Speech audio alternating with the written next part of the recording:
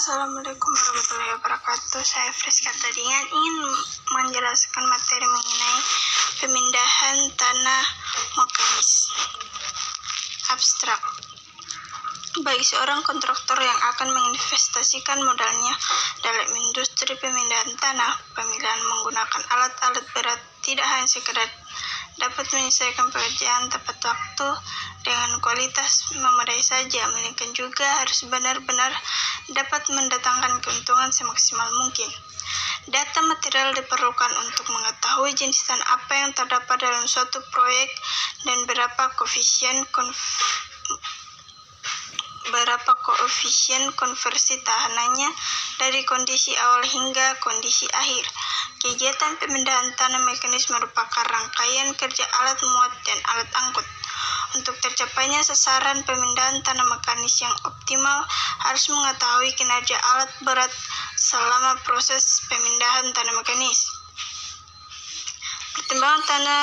Pertimbangan teknis sangat diperlukan untuk melihat apakah pemilihan alat benar-benar dapat menjamin bahwa pekerjaan dapat diselesaikan dalam waktu yang ditentukan dengan memenuhi persyaratan kualitas yang berlaku.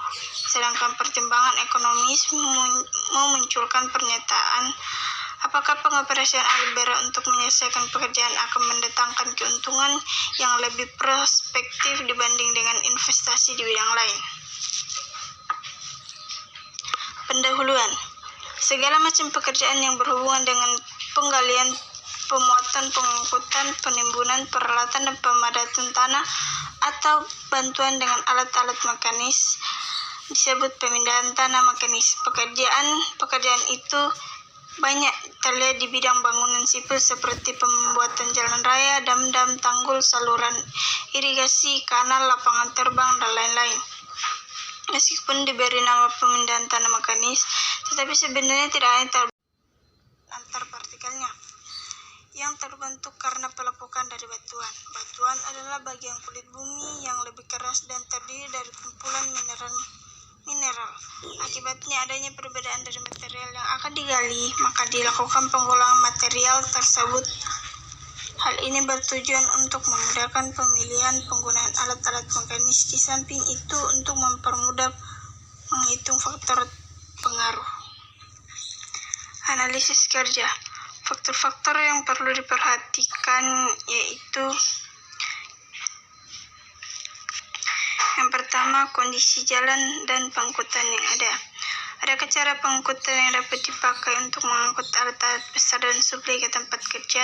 Ada 3 kemungkinan. Yang pertama, tempat itu dekat dengan jalan yang sudah ada. Yang kedua, tempat itu dilalui jalan kereta api. Yang ketiga, belum ada jalan ataupun jalan kereta api. Maka harus dibuat jalan baru ke jalan yang terdekat. Yang kedua, tumbuh-tumbuhan.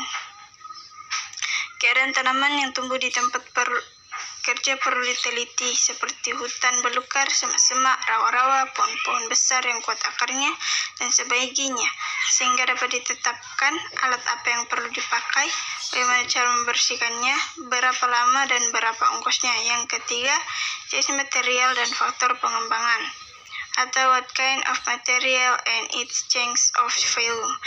Pada dasarnya, pemindahan tanah itu merupakan suatu pekerjaan untuk peralatan suatu daerah. Maka sebaiknya penggalian sama dengan penimbunan. Kebanyakan tanah akan bertambah volumenya 30% kalau digali dan akan berkurang 10% kalau sudah dipadatkan di tempat lain. Faktor ini perlu diperhatikan. Selain itu, perlu dilihat sifat-sifat tanah tersebut seperti kering atau basah, lengket atau tidak, keras atau lunak, dan sebagainya. Sifat-sifat tersebut akan mempengaruhi kerja alat-alat yang dipakai dan lamanya pekerjaan yang harus dilakukan. Tanah yang banyak mengandung humus harus dipisahkan untuk menutupi tempat penimbunan agar daerah itu dapat segera ditanam. Yang keempat, iklim. Di Indonesia yang menghambat pekerjaan adalah musim hujan, sehingga hari kerja menjadi pendek. Kalau hujan sangat lebat, tanah jadi becek, alat-alat tidak dapat bekerja dengan baik atau terhambat, dan perlu pengeringan yang baik. Sebaiknya pada musim panas akan timbul banyak debu, selanjutnya panas atau dingin yang berketerlaluan juga akan mengurangi efisiensi mesin-mesin yang diperlukan. Yang kelima, morfologi. Tempat kerja, keadaan jalan akan mempengaruhi daya angkut alat-alat yang dipakai. Bila jalan baik, kapasitas angkut dapat lebih besar dan alat-alat dapat bergerak lebih cepat. Yang keenam, ketinggian dari permukaan air laut atau altitude. Yang sangat terpengaruh di sini adalah kemampuan mesin-mesin yang dipakai karena tekanan udaranya rendah pada ketinggian yang besar. Berdasarkan pengalaman tenaga diesel yang hilang karena semakin tingginya dari permukaan air laut adalah 3% setiap naik 1000 ft.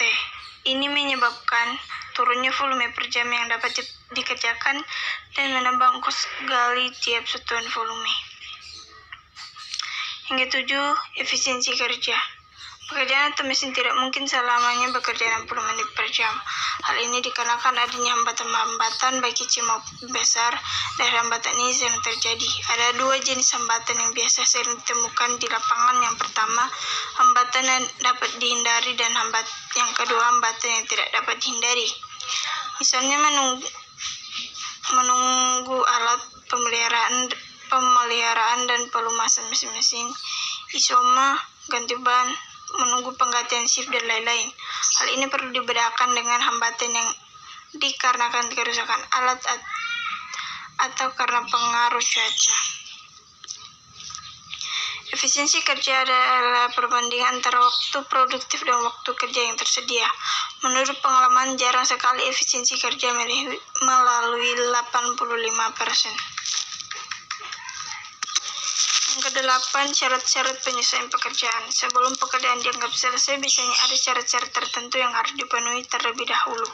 Misalnya di tempat-tempat tertentu harus ditanami pohon bunga atau rumput, atau di tempat lain syarat diminta adalah pemasangan pagar atau pemberi kerikil atau pengerasan dengan batu kora. Yang kesembilan, syarat-syarat penimbunan. Timbunan mungkin perlu dipadatkan dengan alat-alat khusus dan harus dilakukan pada kelembapan tertentu. Hal ini akan menambah pekerjaan dan ongkos biaya. Oleh sebab itu harus pula diperhitungkan. Mungkin juga timbunan itu harus rata dan dapat segera ditanami atau harus memiliki kemiringan tertentu. Yang ke-10, waktu, time element. Pekerjaan pemindahan tanah umumnya harus diselesaikan dalam jangka waktu yang sudah ditetapkan. Oleh karena itu, kapasitas produksi harian yang telah ditetapkan harus dipenuhi. Untuk itu perlu pengetahuan yang cukup dalam memperkirakan kemampuan alat-alat yang akan dicapai sehingga jumlahnya cukup dapat memenuhi target produksi harian yang telah ditetapkan.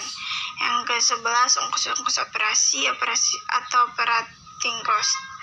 Ongkos-ongkos yang harus diperhatikan adalah yang pertama, ongkos tetap yang meliputi asuransi, depresiasi, pajak dan bunga. Yang kedua, ongkos operasi yang meliputi upah pengemudi, pemeliharaan dan pembetulan alat-alat, pembelian bahan bakar dan penggantian minyak pelumas. Yang ketiga, ongkos pengawas yang meliputi upah mandor, teknisi dan lain-lain. Yang keempat, ongkos lain termasuk overhead cost.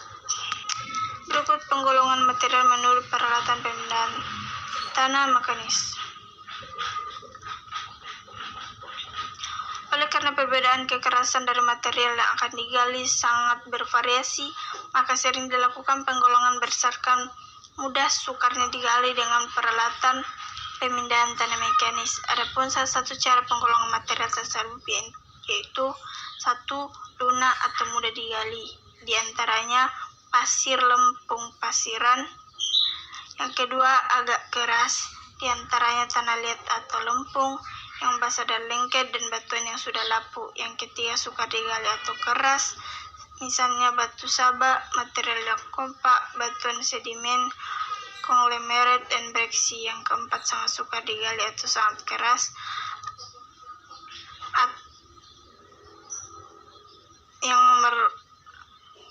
batuan segar yang memerlukan pembongkaran dan peledakan sebelum dapat digali, misalnya batuan beku segar dan batuan malihan segar. Yang berikut sifat-sifat material dalam pengerjaan tanah. Beberapa sifat fisik material yang penting untuk diperhatikan dalam pekerjaan tanah adalah sebagai berikut.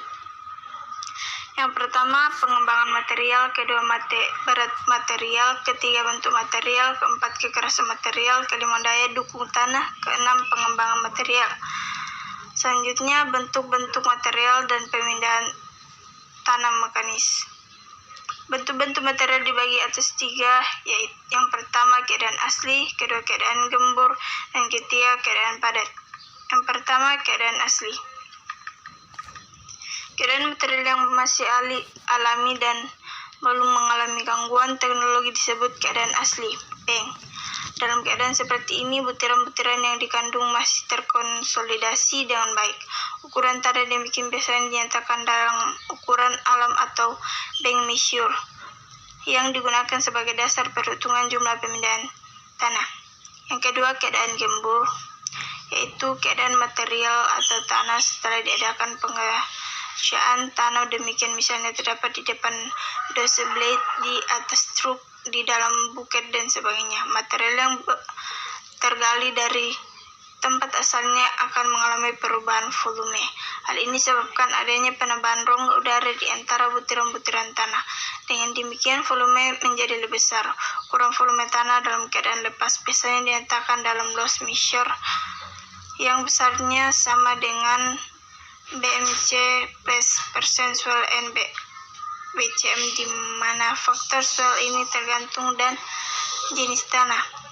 Dengan demikian dapat dimengerti bahwa LCM mempunyai nilai yang lebih besar dari BCM. Yang ketiga, keadaan padat. Keadaan padat adalah keadaan tanah setelah ditimbun kembali dengan disertai usaha pemadatan. Keadaan ini akan dialami oleh material yang mengalami proses pemadatan. Perubahan volume terjadi karena adanya penyusutan rongga udara di antara partikel-partikel tanah tersebut. Dengan demikian volume berkurang sedangkan beratnya tetap.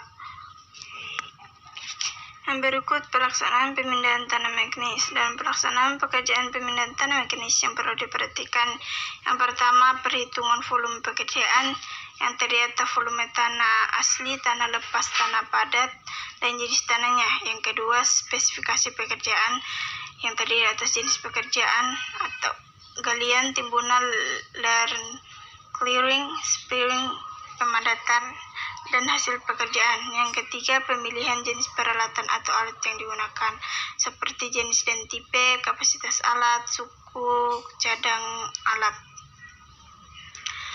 Yang keempat, peralatan sumber daya manusia. Yang kelima, mobilisasi peralatan. Yang keenam, perencanaan metode kerja yang terdiri atas organisasi pelaksanaan, prosedur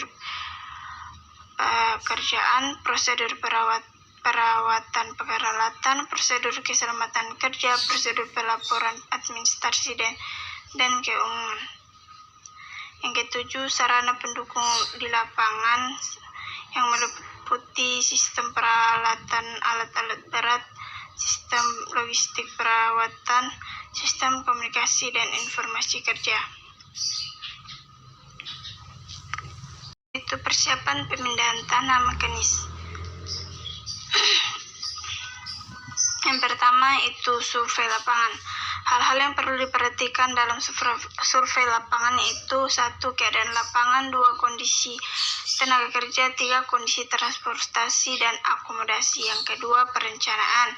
Berdasarkan hasil survei lapangan dapat dibuat rencana kerja yang akan menjadi acuan kerja yang meliputi persiapan kerja, struktur organisasi proyek, penentuan metode dan prosedur kerja, jadwal kerja, penentuan jenis, tipe dan kombinasi peralatan yang diperlukan, penentuan jumlah alat berat dan tenaga kerja yang akan digunakan, sistem logistik dan maintenance. Yang ketiga, pelaksanaan pekerjaan. Pada tahap pelaksanaan pekerjaan merupakan tahapan yang menentukan terhadap keberhasilan dari sasaran yang hendak dicapai oleh tim manajemen proyek. Yang perlu diperhatikan dalam memulai pelaksanaan pekerjaan adalah: pertama, menentukan starting point atau penentuan titik dimulai pekerjaan. Yang kedua, analisa terhadap keadaan lokasi dari peta topografi yang ada. Yang ketiga, pengaturan pentahapan areal yang akan dikerjakan. Yang keempat, pengaturan dan pembuatan jalan akses bagi lalu lintas alat-alat berat sehingga tidak terjadi hambatan. Yang kelima, pengamanan lokasi dari orang-orang yang tidak berkepentingan dengan pekerjaan. Dan yang keenam, pengawasan dan pengendalian pelaksanaan. Yang terakhir yaitu alat-alat pemindahan tanah mekanis. Yang pertama, bulldozer. Mempunyai roda rantai, fungsi menggali, mendorong, menggusur, meletakkan, menarik beban, dan menimbun. Kedua, ekskavator. Bisa mendistribusikan muatan ke seluruh bagian fansel dengan merata. Yang ketiga, dozer shovel. Daya cengkeram kuat, meskipun pada daerah kurang rata, tetapi kurang mampu di daerah yang lunak dan basah. Mampu menggali sendiri tanah merah asli atau agak lunak. Keempat, wheel loader. Mirip dozer shovel tetapi beroda karet, sehingga hanya mampu beroperasi di daerah yang keras dan kering, rata dan tidak licin. Tidak mampu mengambil tanah bak sendiri tanpa dibantu dosing atau stok piling lebih dahulu oleh bulldozer. Yang kelima, scraper. Alat beroda ban untuk memuat atau mengangkut dan membuang secara individu dengan atau tanpa dibantu bulldozer. Yang keenam, motor grader. Digunakan untuk mengupas, memotong, meratakan suatu pekerjaan tanah termasuk dalam proses finishing. Yang ketujuh, kompaktor. Berguna untuk memadatkan tanah atau material sehingga mencapai tingkat kepadatan yang diinginkan. Yang kedelapan, dump truck. Pemindahan material pada jarak menengah atau jauh kurang lebih 500 meter. Sekian dari saya. Terima kasih. Wassalamualaikum warahmatullahi wabarakatuh.